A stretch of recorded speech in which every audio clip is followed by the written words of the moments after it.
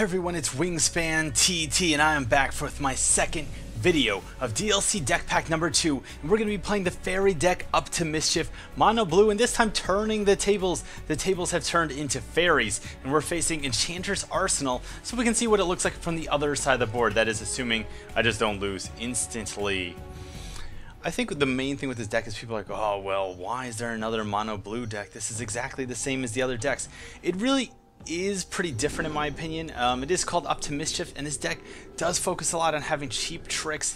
I don't know, just messing with your opponents, getting little cheap creatures out like Zephyr Sprite, a 1/1 flyer, out on the board early in the game, and then kind of just building on that, building some momentum, stealing your opponent's creatures, and just getting in there and just needling them to death with these tiny, just imagine how long you think the spirit is, like 2.5 inches, 3 inches, I don't know, whatever.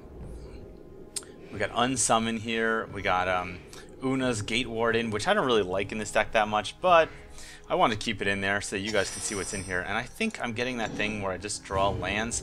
And this is something that I noticed in Magic 2013. You know, for a long time I was one of these people who are like, there are no shuffling problems in Magic the Gathering, Duels of Planeswalkers. But what I started to notice is that if you start the match with exactly 5 lands, I feel like you always draw 2 more lands. Like I just never have a hand where I start with 5 lands and then not draw additional lands. So maybe I'm just paranoid, maybe I'm just looking into things too much. And here we have Enchantress's Presence going down, which kind of sucks for me because there's really nothing I can do about it. I got a 1/1 on the board, a 2/1 that can only block. She's got Wither, which just means that she does damage in the... I'm assuming it's a she because she's wearing a bra, but it could just be a guy with a really weird taste in fairy clothing. They're fairies, you know. I can't judge fairy sexuality or anything like that. In fact, I would just guess that it has nothing to do with anything that humans regard as normal. Here we go, Wasp Lancer, and we see the split blue-black hybrid mana on these guys, but there is no black in this deck. You cannot make it a black deck. There's no swamps, anything like that. So you see the split, you're just going to be playing in blue all the time.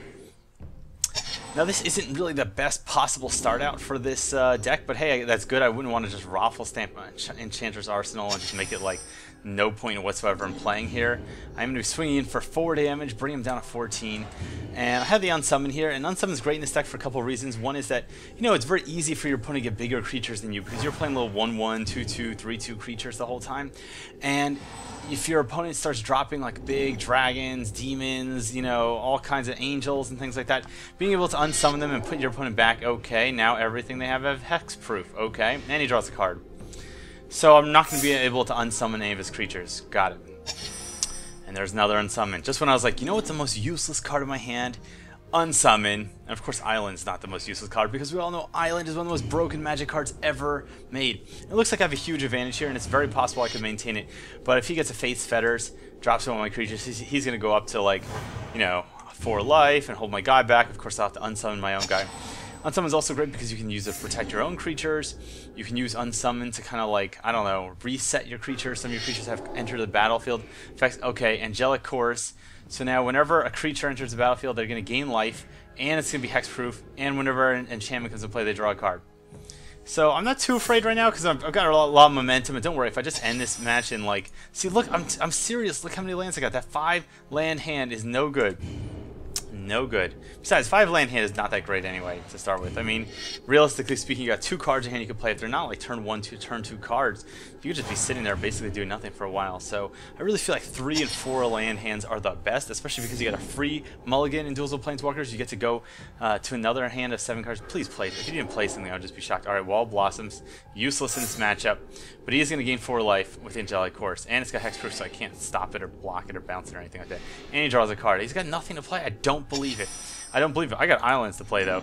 This is a cruel joke. You know what happened is that Wizards of the Coast heard, you know, they were watching that video when I said, oh, they're probably not watching. They were watching the video. They heard me bragging, saying, joking that Island was the most overpowered card of all time. Like, oh, Wingspan thinks he's so funny. Well, how about we're going to change the code of the preview deck that we sent him. That way he can only draw Islands. All right, let's see it. Let's see, what do they got? What do they got? What is this? Alright, so Lucent Limited. I was told last time that I pronounced this wrong, so very sorry about that. And it is from Future Sight. It's not from Theros, so sorry about that too. I'm really sorry. I know a lot of people at home were crying because of that mistake I made. But because it is an enchantment and a creature, alright, Enchanter's Arsenal is going to get to draw a card and gain 3 life. And they now have a 3/3 flying blocker that I can't really do anything about because I can't target it because it's got hexproof. So even though it looked like I had, you know, infinite momentum there, really what I have is, you know, creatures I'm going to throw away and a lot of islands. So I'm pretty much just going to have to throw my Wasp Lancer right at the Lucent Limited. Okay. Ugly ass horse bear. Okay. Gonna block. That's pretty smart. Just get it off the table. I could have just also attacked with both things and then unsummoned whatever didn't get blocked, but I'm not really in the best position here because now I've got a 1/1, so it's gonna take 9 turns to kill him at this rate if I don't draw any other friggin' fairies. I need fairies off the top of my deck, and see, this is what's the problem with fairies. People are like, fairies so strong, get them out on the board. Yeah, but the problem is you top deck a 1/1, it doesn't change anything. You don't change the game by dropping a 1/1 on the board. And here we go. Now I'm in a whole fucking world of hurt. You have my Enchanters. I feel like a 3, 4, 5, 6, 7, 8, 12 billion creature, and gonna gain 5 life, of course, up to 14. So if you're like, oh man, Enchantress's Arsenal is just gonna raffle stomp everything.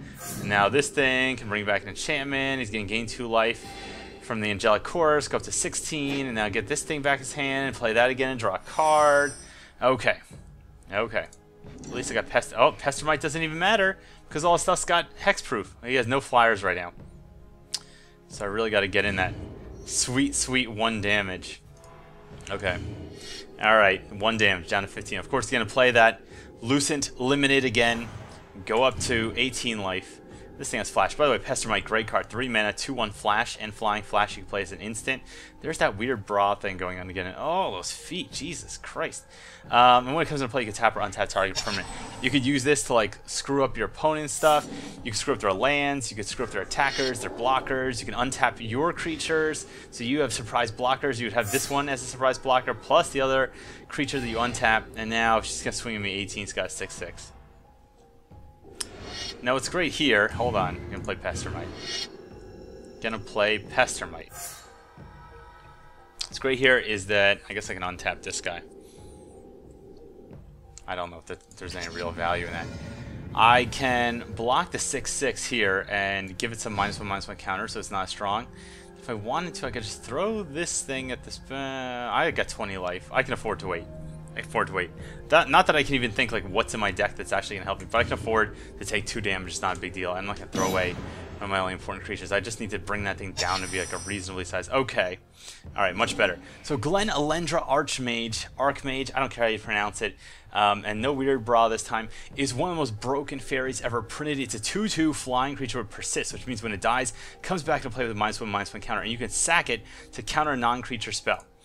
So that means she can either live twice, just normal combat stuff, or you can sack her twice to counter spells, or why not do both? Why not do both? You can have her do things like, you know, die once in combat and then die once, you know, destroying a spell. So let's see here. What do they got for me? What do they got? Come on. 4 cards in hand. This is going to be brutal. And I don't know why the computer's leaves are evolving wilds on the table. It's like some kind of weird-ass bluff. Now, I can't counter it, even though it's enchantment, because it's an enchantment creature. So I cannot counter it with Glen Elendra Archmage. He's going to draw a card, go to 4 cards again, gain 3 life, back up to 18, undoing everything. No, I'm sorry, 21. Undoing everything that I fought for. It's sickening. It really is sickening. It makes me sick. So I hope people can see Enchanter's Arsenal is not a complete joke. Like, you saw it took like how many turns to get going there? They got all these enchantments slowly out. They were down to like 1 turn away from dying. And because of that, oh my god, 5. I could block all of these and I would get the Archmage. This could be my only chance to actually kill the Enchanter, so I think I'm going to actually do that. 2, 4, 5. Alright, great. I'll get my Archmage back. The cool thing about Archmage is that I could block and then unsummon it, and then play it again and get, you know, the counter, persist counter. Oh, you know what? I really needed another island. That's what I needed. So I can kind of hold it off for now. I think that's what I'm going to do. I'm going to wait till they attack, block, bounce my own guy, play it again. Okay. Okay. So block the 3/3 here. Here we go. Unsummon my own dude. Take 5 damage to the face. Go down to 13. And this is another big weakness of this deck is you run out of steam. You know, you need to draw cards. And they're... Oh, god damn it. Okay, that's it. The game's over. I can't imagine what way I'm going to win. So now, whenever they play an enchantment, hold on. How do I do it? Whenever they play enchantment creature, okay? This is the worst combo that could possibly happen. So he's going to play an enchantment creature. Because it's enchantment, he's going to draw a card. Because it's a creature, he's going to gain 3 life. Because it's a permanent, it's hexproof. Because it's enchantment, it creates a 4/4 angel token. Because an angel token enters the battlefield, he's going to gain 4 life. So he's going to gain 7 life and draw a card and get 2 hexproof flying creatures. That's like exactly what I need to happen right now. I'm trying to think. Is there any card in my deck?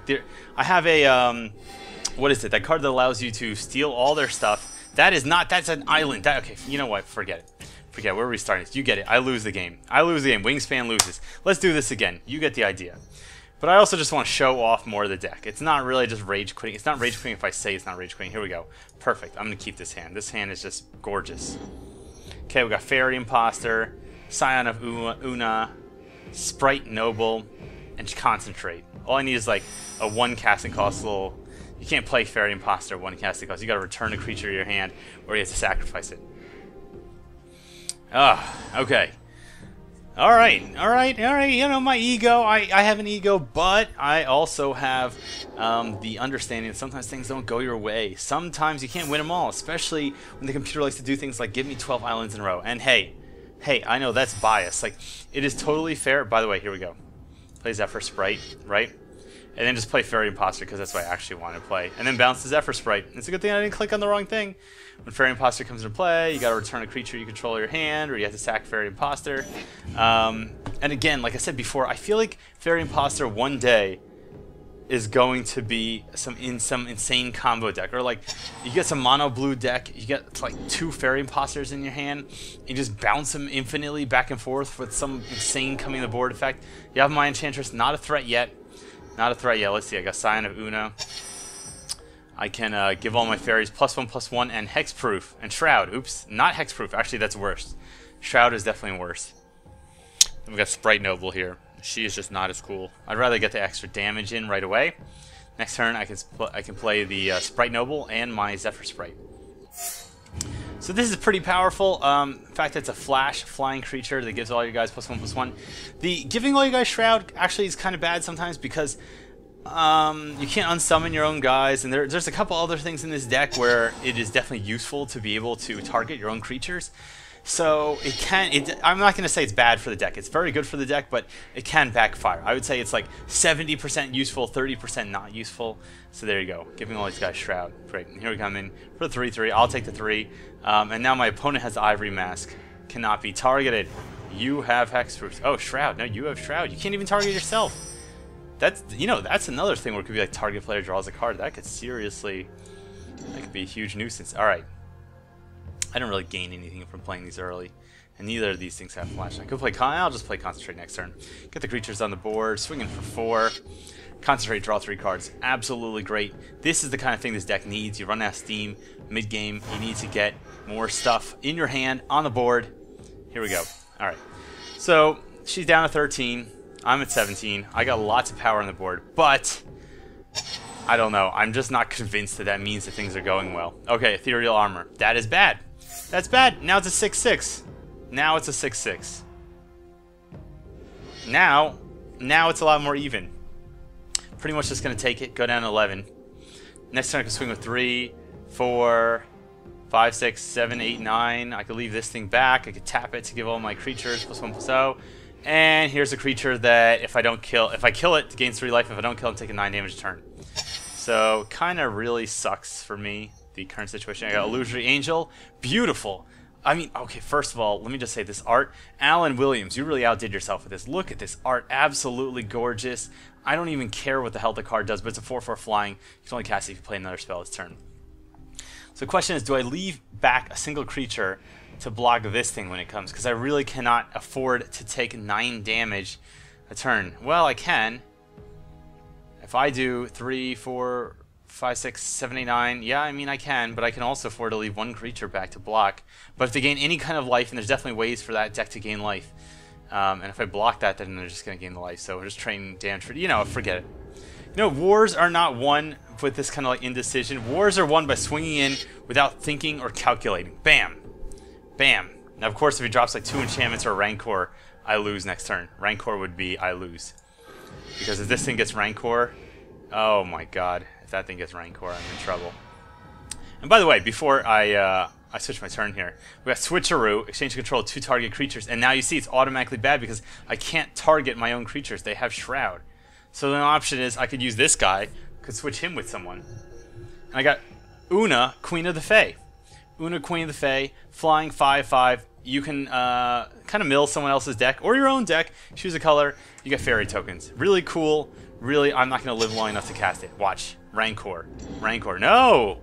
Oh, it was the land. And I think I win this now. I win this now. Very close game. Very close game. Enchanter's Arsenal coming in. Bring me down to a scant 2 life. And you see this deck has just so much like staying power. You know, I kind of want to just switcheroo just to hell of it, but then I'm gonna regret it. Una. Oh my god, she's so weird. Look, she's got fairies coming off her.